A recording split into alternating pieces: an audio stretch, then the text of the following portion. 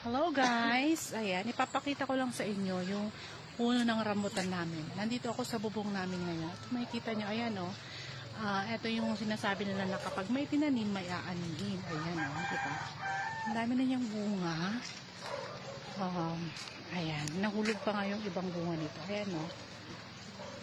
Actually, yung mga ganito, yung mga may pula-pula na ganyan, pwede na siyang kainin. Ayan. Ayan o, makikita nyo sa aking likuran. Ayan. Pwede na siyang kainin kasi matamis na siya. Pero aantayin muna natin siyang, ayan, aantayin muna natin siyang maging red para mas masarap. Mas matamis, diba? Ayan o, abot kamay lang. Ayan o. Abot kamay lang talaga. Ayan, diba? Ang dami na niyang bunga.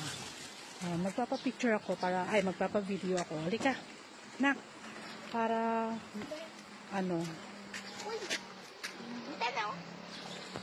mo na lang ganyan para malaman natin kung talagang masarap. Ayun o, dito ka naman.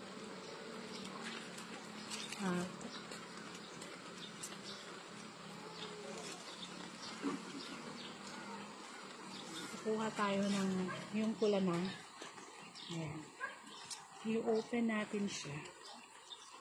Ayan. Kaya kung masipag kayong magtanim, lalo kung meron naman kayong lupa na pagtatanim, magandang magtanim ng rambutan.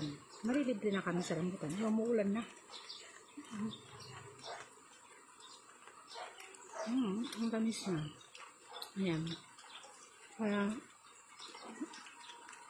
sa mga susunod na araw, magmumukbang tayo ng rambutan.